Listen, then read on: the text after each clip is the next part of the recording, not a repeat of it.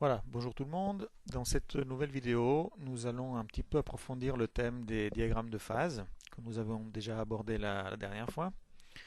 On va rester sur des diagrammes simples, comme ici un diagramme de mélange homogène où il y a une seule phase à l'état solide. On a une miscibilité totale entre les deux éléments d'alliage. Ou alors, on va regarder les diagrammes de phase avec un point eutectique où les deux métaux ne se mélangent pas très bien. Donc il y a deux phases ici. Donc c'est un mélange hétérogène avec quand même des petites zones de miscibilité. Donc là dans la zone alpha et la zone bêta on a quand même des zones de miscibilité. C'est des zones de miscibilité partielle alors que là on avait une miscibilité totale entre les deux éléments. Donc on va simplement regarder ces deux sortes de diagrammes. Il en existe d'autres, mais pour nous, ce qui est suffisant, c'est de comprendre ce qui se passe dans ces deux types de diagrammes-là. Alors commençons avec le premier, le plus simple. Donc lorsqu'on a une miscibilité totale, donc ici on a l'exemple du cuivre et du nickel.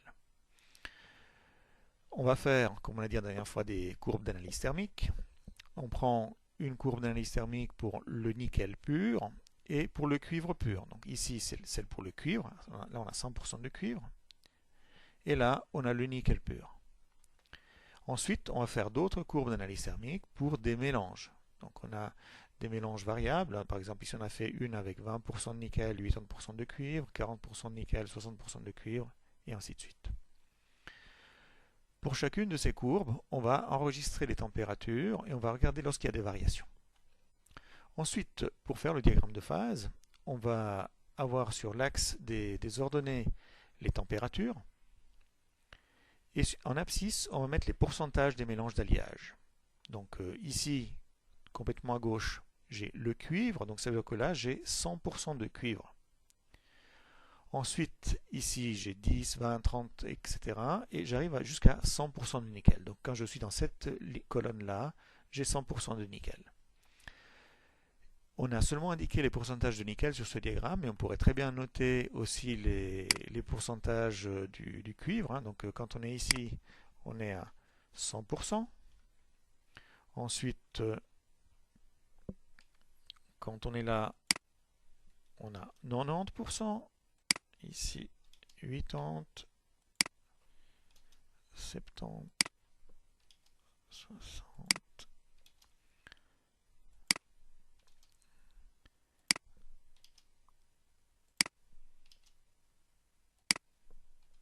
Voilà. Comme ça, on a les pourcentages des deux éléments à chaque fois. Alors, qu'est-ce qu'on va faire? Quand on a le 100% de cuivre, donc on va prendre la température qu'on retrouve pour le 100% de cuivre. Donc le 100% de cuivre, on a ici. On voit que là, on a la température de solidification de ce cuivre.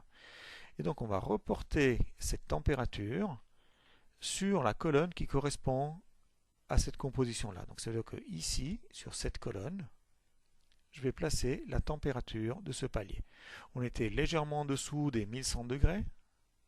Et donc, je vais placer un point ici, légèrement en dessous des 1100 degrés.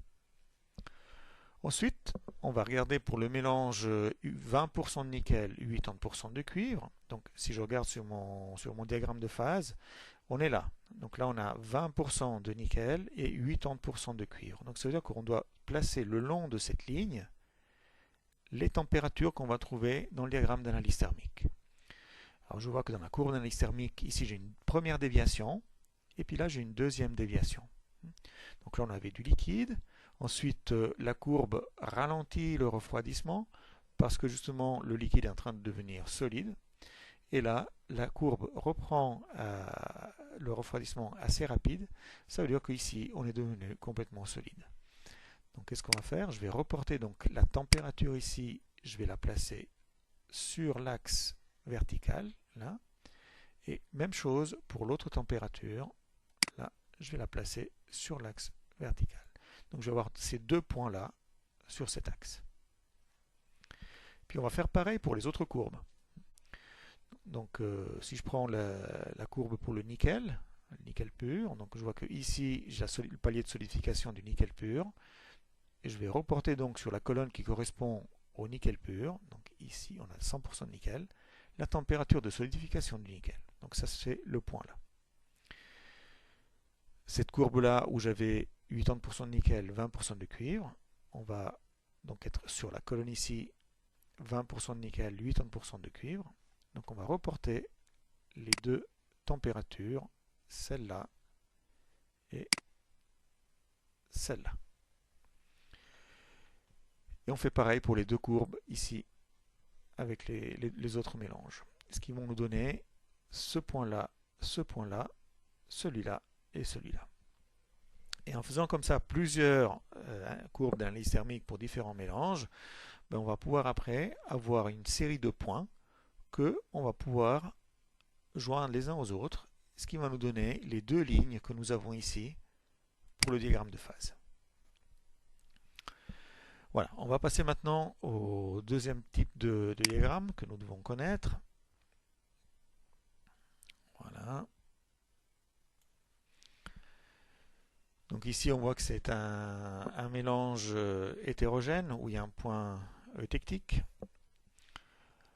Donc on va procéder exactement de la même façon. Donc on va faire des courbes d'analyse thermique pour les deux métaux purs et puis aussi pour différents mélanges. Alors si je commence, donc là on a l'argent et le cuivre, hein, donc on commence avec le 100% d'argent.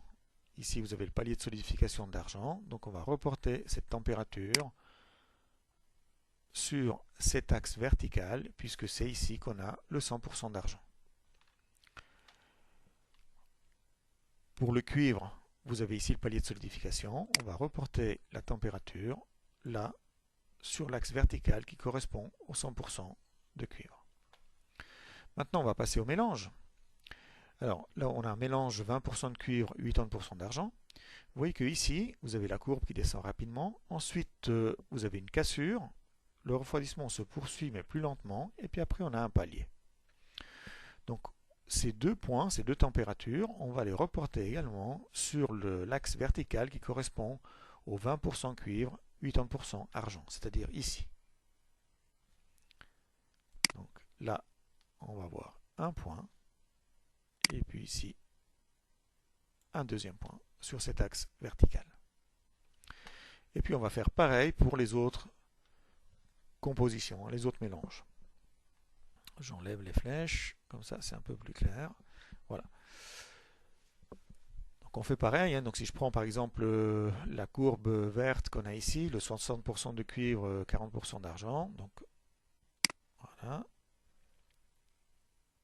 on est là, 60% de cuivre, et puis le 40% d'argent, c'est le complément.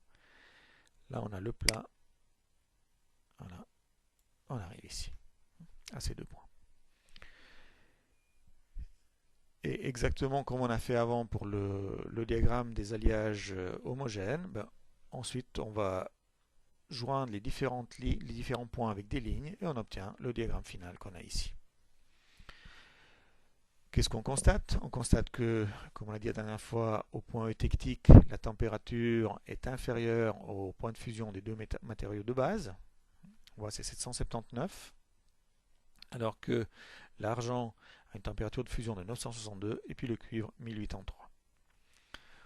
On constate aussi que dans les zones où il y a ici du liquide plus déjà une première phase solide, pendant la solidification dans cette zone, on a la température qui descend, mais quand on arrive à la température de l'eutectique, on a un plat.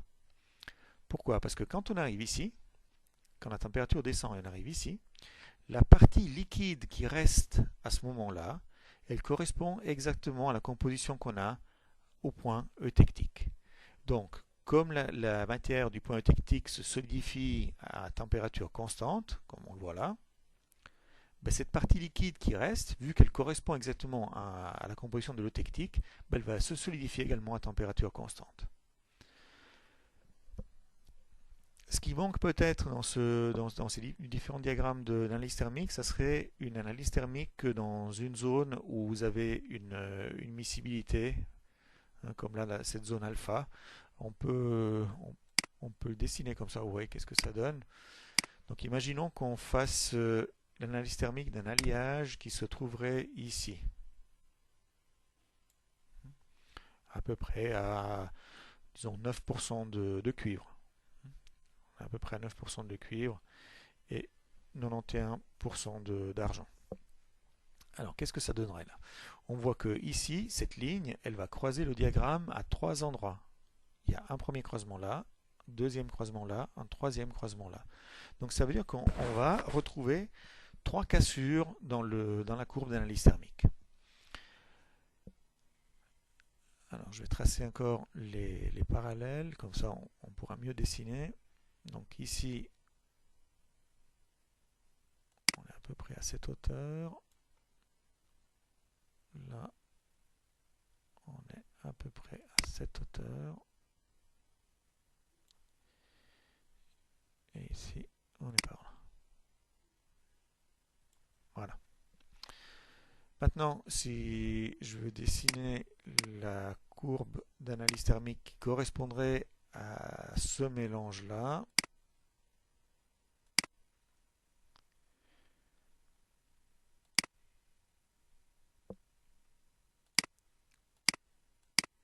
voilà. Alors, ici, au-dessus de cette température, on est à l'état liquide. Donc le refroidissement va être assez rapide. Donc on va avoir une courbe qui va descendre assez rapidement, comme ça. Un peu comme celle qu'on avait là.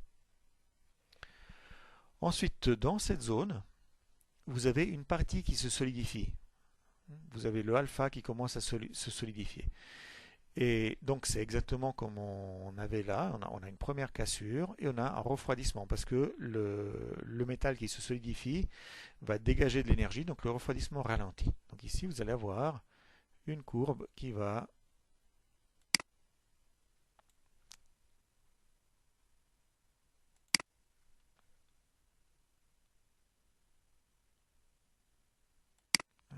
être à peu près comme ça.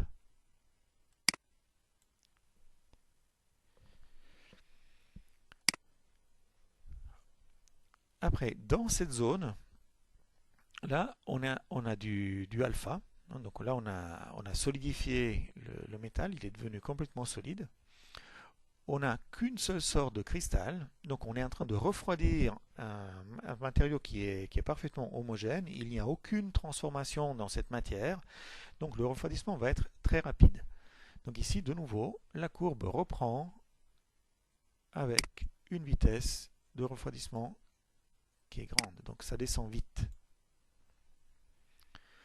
Quand on arrive là, qu'est-ce qui se passe? Quand on arrive ici, le alpha n'arrive plus à contenir suffisamment de cuivre, donc du cuivre va être rejeté.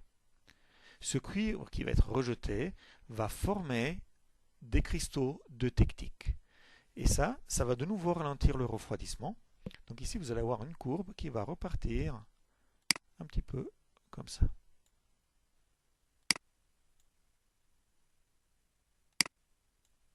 Voilà. Voilà, donc ça serait la courbe d'analyse thermique pour un alliage qui se trouverait dans cette composition-là.